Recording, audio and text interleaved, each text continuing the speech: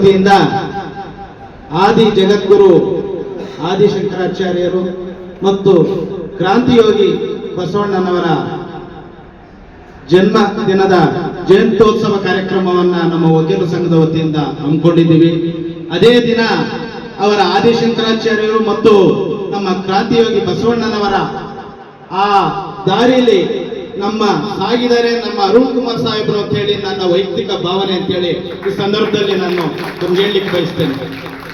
ಈ ದಿನ ಇಲ್ಲಿ ಬೀಳ್ಕೊಡುಗೆ ಸಮಾರಂಭ ಖಂಡಿತ ಅದು ಒಂದು ವಕೀಲ ಸಂಘದ ಕಾರ್ಯಕ್ರಮ ಆದ್ರೂ ಈ ದಿನ ಈ ಒಂದು ಅರ್ಥಪೂರ್ಣವಾದ ಕಾರ್ಯಕ್ರಮ ವಕೀಲರ ಸಂಘದಲ್ಲಿ ನಮ್ಮ ನ್ಯಾಯದ ಹಿರಿಯಣ್ಣನಂತೆ ಕಾರ್ಯನಿರ್ವಹಿಸಿದಂತ ಅರುಣ್ ಕುಮಾರ್ ಸಾಹೇಬರಿಗೆ ನಮ್ಮ ವಕೀಲರ ಸಂಘದ ವತಿಯಿಂದ ಭಾವನಾತ್ಮಕವಾದ ಬೀಳ್ಕೊಡುಗೆ ಸಮಾರಂಭ ಅಂತ ಹೇಳಲಿಕ್ಕೆ ಬಯಸ್ತೇನೆ.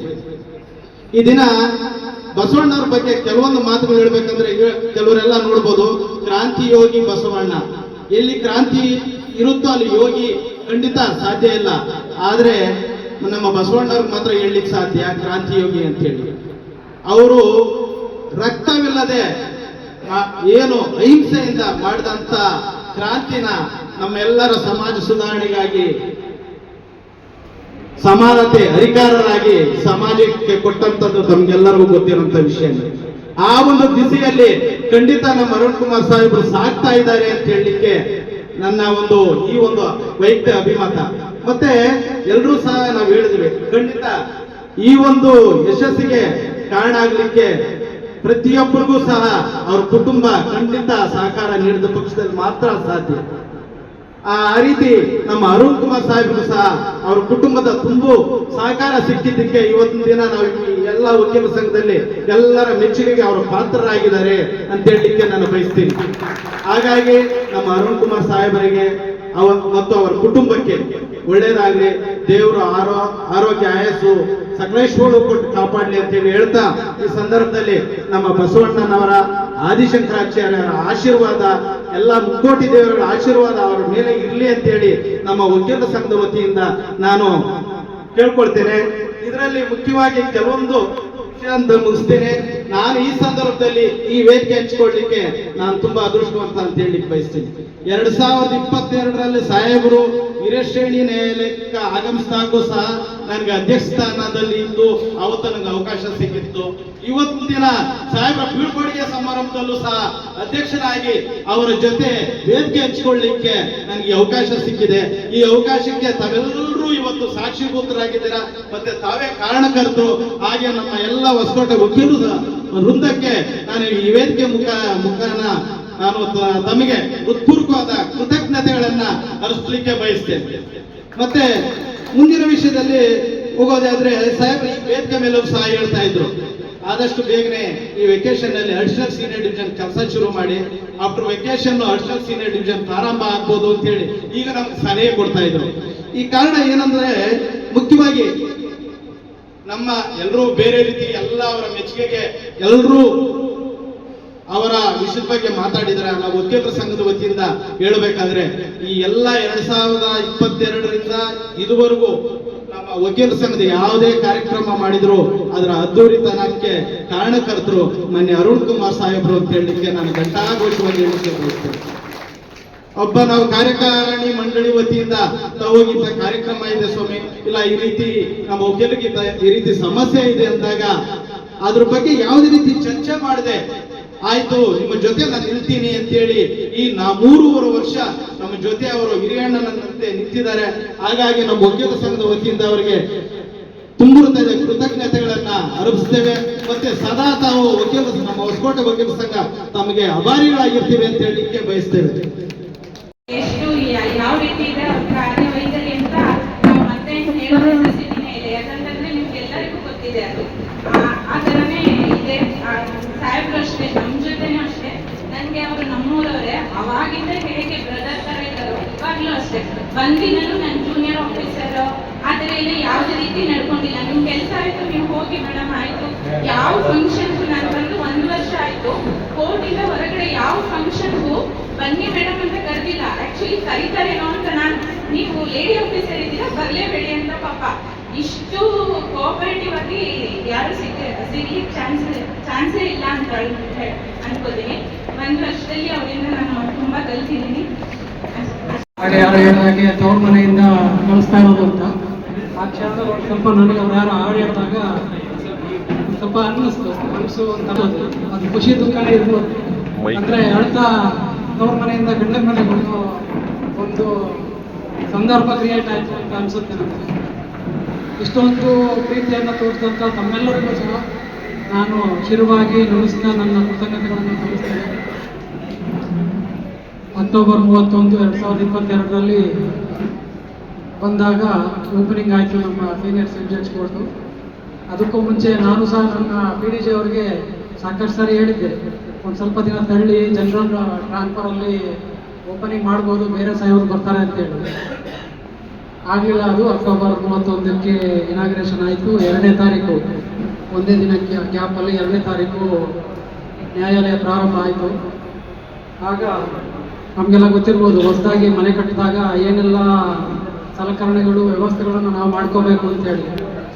ಇಲ್ಲೂ ಅದೇ ರೀತಿ ಪೆನ್ನಿಂದ ಹಿಡಿದು ಒಂದು ಟೇಬಲ್ಲು, ಬೀರು ಎಲ್ಲ ವ್ಯವಸ್ಥೆಗಳನ್ನು ಮಾಡ್ಕೊಳ್ಳೋ ಅಷ್ಟೊತ್ತಿಗೆ ಸಾಕಷ್ಟು ಆಗುತ್ತದೆ. ಅದಕ್ಕೆ ನನ್ನ ಸಿಬ್ಬಂದಿಗಳು ಸಹ ಸಾಕಷ್ಟು ಶ್ರಮ ವಹಿಸಿದೆ, ನಮ್ಮ ಶಿರಸ್ದಾರಾಗಿರ್ಬೋದು ಎಲ್ಲರೂ. ಹಾಗೆ ಜಿಲ್ಲಾ ನ್ಯಾಯಾಲಯದ ಸಿಬ್ಬಂದಿಗಳು ಸಹ ಅವರ ಸಹಕಾರ ಮತ್ತು PWD ಅವರ ಸಹಕಾರ ಉಂಟು. ಆದ್ರೂ ಇನ್ನೂ ಅಲ್ಲಿಂದ ಬಂದಂಥ ಪ್ರಕರಣಗಳಲ್ಲಿ ಸಾಕಷ್ಟು ವಕೀಲರು, ಕಕ್ಷಿಗಾರರು ಹಾಜರಾಗ್ತಾ ಇಲ್ಲ.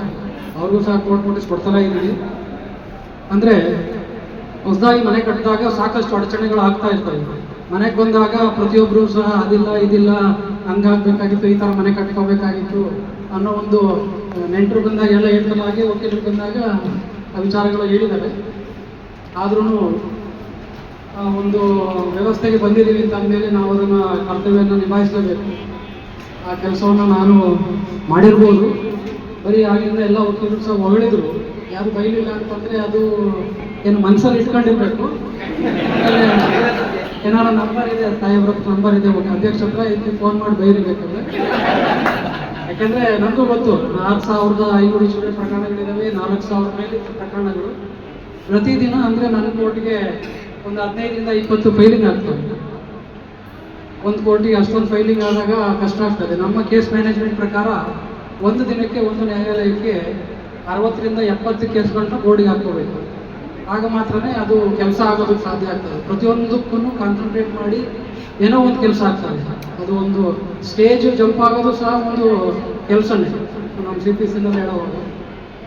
ಆ ರೀತಿ ಆಗೋದಕ್ಕೆ ಸಾಧ್ಯವೇ ಆಗೋದೇ ಇಲ್ಲ. ಒಂದೊಂದು ಸಾರಿಗೆ 300 ತಿಂಗಳು 2 ತಿಂಗಳು ಡೇಟ್ ಕೊಟ್ಟಾಗ ಅದು ನನಗೂ ಸಹ ದುಃಖ ಆಗ್ತದೆ.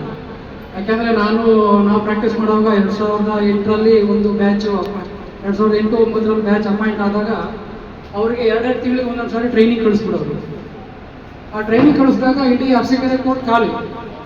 ಜೂನಿಯರ್ ಡಿವಿಷನ್ ಕೋರ್ಟಲ್ಲಿ ಏನು ಕೆಲಸ ಇರ್ತಿರಲಿಲ್ಲ. ಅವರು ಇನ್ಚಾರ್ಜ್ ಕೋರ್ಟು ಚನ್ನರಾಯಪಟ್ಟಣಕ್ಕೋ ಅಥವಾ ಎಲ್ಲೋ ತಗೊಂಡೋಗೋರು. ಅಲ್ಲಿ ಕ್ರಿಮಿನಲ್ ಅಷ್ಟೇ, ಸಿವಿಲ್ ಪ್ರಕರಣಗಳು 2 ತಿಂಗಳು ನಿಂತೋದಾಗ ವಕೀಲರ ಪರಿಸ್ಥಿತಿ ಏನಾಗ್ಬೋದು ಅಥವಾ ಕಕ್ಷಿಗಾರರ ಪರಿಸ್ಥಿತಿ ಏನಾಗ್ಬೋದು ಅಂತ ನಾನು, ನಮ್ಮ ಮನೆಯವರು ಸಹ ಅಂದ್ಕೊಂಡಿದ್ದಾರೆ. ಯಾಕೆಂದರೆ ಈ ಮಟ್ಟಕ್ಕೆ ನಾನು ಬರಬೇಕು ಅಂದ್ರೂ ಅದರಲ್ಲಿ ನನ್ನ ಎಲ್ಲ ಹೇಳ್ತಿರಲ್ಲ, ಬೆನ್ನೆಲುಬು ಅಥವಾ ಹಿಂದೆ ಯಾರಿರ್ತಾರೆ ಅಂತ ಹೇಳಿ, ಅದೆಲ್ಲ ಒಂದು ನನ್ನ ಜೀವನದಲ್ಲೂ ಅದು ನಿಜನೇ.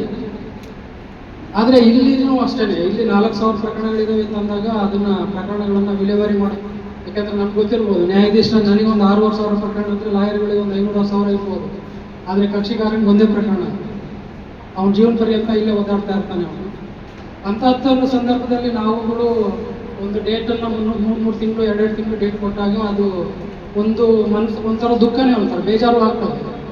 ಆದರೆ ವಿಧಿ ಇಲ್ಲ, ಅದು ನಾವು ನಮ್ಮ ದಿನ ಬೋರ್ಡನ್ನು ಅಡ್ಜಸ್ಟ್ ಮಾಡ್ಕೊಳ್ಳೇಬೇಕಾಗ್ತದೆ. ಇವತ್ತು 215, 300 ಕೇಸ್, 220, 230 ಕೇಸ್ ಅಂತಂದರೆ ಅದು ಯಾವುದೇ ಒಬ್ಬ ವ್ಯಕ್ತಿಗೆ ಸಾಧ್ಯವಾಗದಂಥ ಕೆಲಸ ಅಂತ.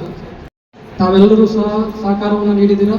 ಹಾಗೆ ಸಾಕಷ್ಟು ಪ್ರಕರಣಗಳಲ್ಲಿ ನಾನು ಟೈಮಲ್ಲಿ ಆದೇಶ ಮಾಡದೇ ಇರ್ಬೋದು, ಇನ್ನೂ ಮಾಡಿಲ್ಲ, ಸಾಕಷ್ಟು ಡೇಟ್ ಕೊಟ್ಟಿದ್ದೀನಿ. ಯಾಕೆಂದರೆ ಹಾಗೇ ಇಲ್ಲ, ಅದು ಬೆಳಿಗ್ಗೆ 10 ಗಂಟೆಯಿಂದ 11 ಗಂಟೆ ಒಳಗಡೆ ಮತ್ತು ಸಂಜೆ 6 ಗಂಟೆಗೆ ಇಳಿಯೋದೇ 5:30, 6 ಗಂಟೆ ಆದಾಗ ಡಿಕ್ಟೇಷನ್ ಕಷ್ಟ ಆಗ್ತದೆ. ಅಷ್ಟೊಂದು ಪ್ರಕರಣ ಟೈಮಲ್ಲೂ ಸಹ ನನ್ನ ಮಿತಿಗೆ ಆದಂಥ ಕೆಲಸಗಳನ್ನು ಮಾಡಿದ್ದೀನಿ. ಆದ್ದರಿಂದ ಮತ್ತು ಕೆಲವರು ಹೇಳ್ತಾ ಇದ್ರು, ತುಂಬಾ ಸಿಟ್ಟು ಬರೋದೇ ಇಲ್ಲ, ಸಹನ ಅದೆಲ್ಲ ಇಲ್ಲ. ಈಗಿನೂ ಸ್ವಲ್ಪ ಸಿಟ್ಟು ಮಾಡ್ಕೊಂಡು ಬಂದೆ, ಇಲ್ಲ ಇದ್ರೂ ಅಲ್ಲಿ ನೋಡಲೇ ಇಲ್ಲ. ಅದು ಕ್ಯಾರಿ ಓವರ್ ಮಾಡಿಲ್ಲ.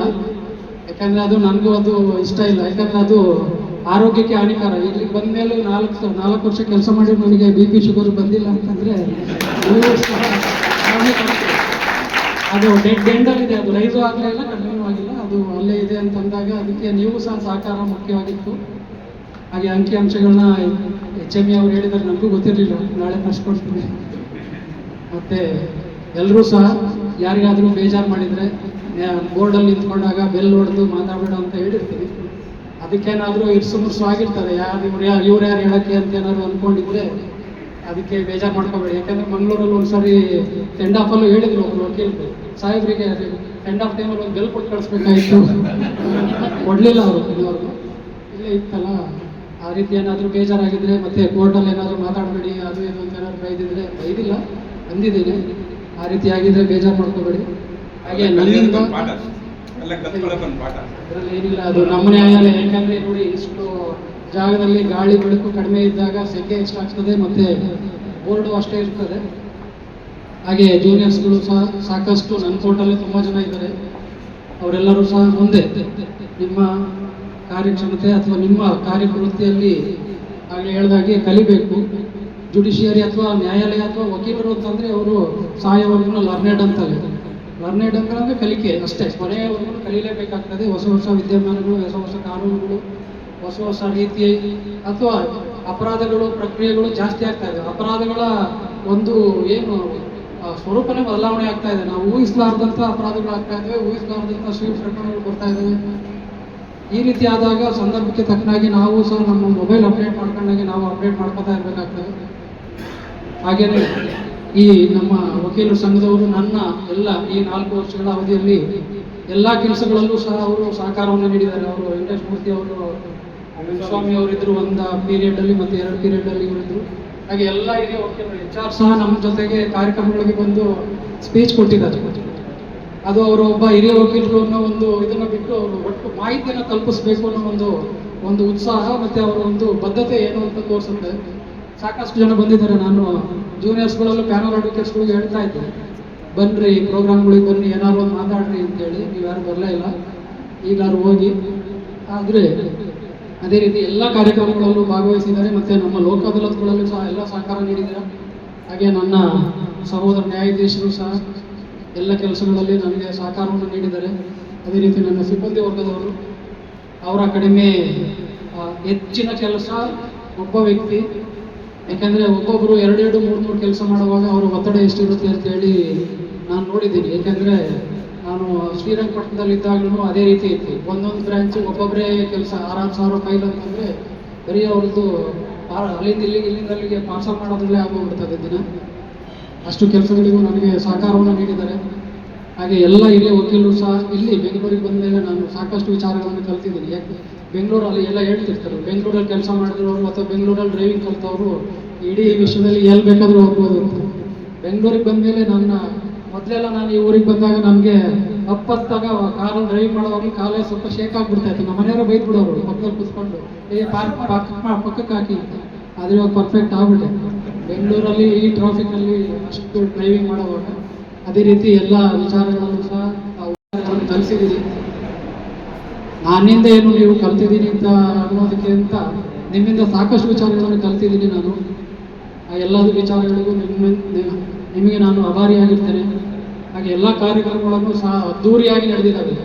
ಪ್ರತಿಯೊಂದು ಕಾರ್ಯಕ್ರಮಗಳು ಇಲ್ಲಿ ಅಸೋಸಿಯೇಷನಲ್ಲಿ ಅದ್ಧೂರಿಯಾಗಿ, ಒಂದು ಮಹಿಳಾ ದಿನಾಚರಣೆಯಿಂದ ಹಿಡಿದು ಅಂಬೇಡ್ಕರ್ ಜಯಂತಿ ಆಗಿರ್ಬೋದು, ಕನಕ ಜಯಂತಿ ಆಗಿರ್ಬೋದು, ರಾಮನವಮಿ ಆಗಿರ್ಬೋದು, ಪ್ರತಿಯೊಂದು ಕಾರ್ಯಕ್ರಮಗಳು ಅದ್ಧೂರಿಯಾಗಿ ನಡೆದಿದೆ ಅಂತಂದರೆ ಈ ರೀತಿಯಾದಂಥ ಕಾರ್ಯಕ್ರಮಗಳು ಅಸೋಸಿಯೇಷನ್ ನಡೆಯೋದು ಒಂದು ಭ್ರಾತೃತ್ವವನ್ನು ತೋರಿಸುತ್ತೆ. ಎಲ್ಲರೂ ಸಹ ನಾವೆಲ್ಲರೂ ಸಹ ಒಂದೇ ಕಡೆ ಸೇರಿದಾಗ ವಿಚಾರ ವಿನಿಮಯಗಳು ಆಗ್ತವೆ.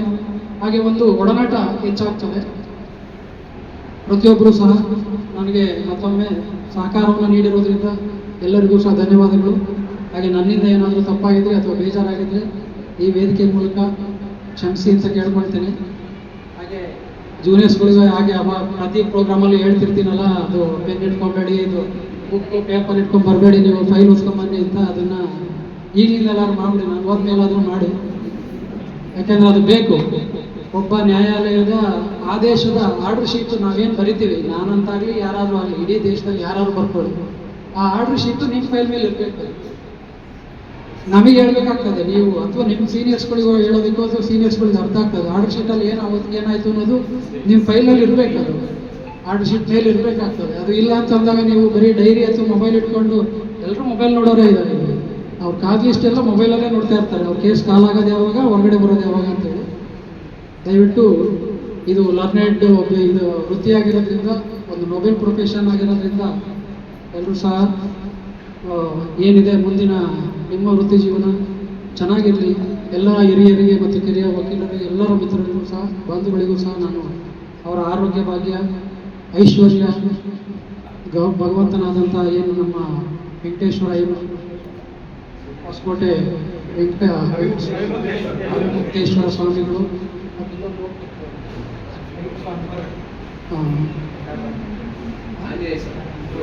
ಕೋಟೆ ಆಂಜನೇಯ ಸ್ವಾಮಿ ಮತ್ತು ನಮ್ಮ ಸಾಹೇಬರು ತೋರಿಸಿದ್ರು ಸಪ್ತಮಾತೃಕೆಯರು ಸಹ ನಿಮಗೆಲ್ಲರಿಗೂ ಸಹ ಆಶೀರ್ವಾದವನ್ನು ನೀಡಿ ನಿಮ್ಮ ಎಲ್ಲ ಇಷ್ಟಾರ್ಥಗಳು ಈಡೇರಲಿ.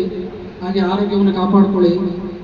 ಮತ್ತು ಪ್ರತಿಯೊಂದು ಪ್ರಕರಣಗಳಲ್ಲೂ ಸಹ ಏನು ನನಗೆ ಸಹಕಾರವನ್ನು ನೀಡಿದ್ದೀರಾ, ಅದೇ ಸಹಕಾರ ಮುಂದಿನ ನ್ಯಾಯಾಧೀಶರಿಗೂ ಮತ್ತು ಇಲ್ಲಿರುವಂಥ ನನ್ನ ಸಹೋದ್ಯೋಗಿಗಳಿಗೂ ಸಹ ನೀಡಿ ಅಂತ ಹೇಳ್ತಾ, ಮತ್ತೆ ನನ್ನಿಂದ ಏನಾದರೂ ಅಚಾತುರ್ಯ ಅಥವಾ ಏನಾದರೂ ಬೇಜಾರು ಮಾಡಿದರೆ ಮತ್ತೆ ಕ್ಷಮಿಸಿ ಅಂತ ಕೇಳ್ಕೊಳ್ತಾ, ಹಾಗೆ ನಿಮ್ಮ ಏನು ಪ್ರೀತಿ ವಿಶ್ವಾಸವನ್ನು ತೋರಿಸಿದ್ದೀರಿ ಇದು ಸದಾಕಾಲ ಮುಂದುವರಿಲಿ.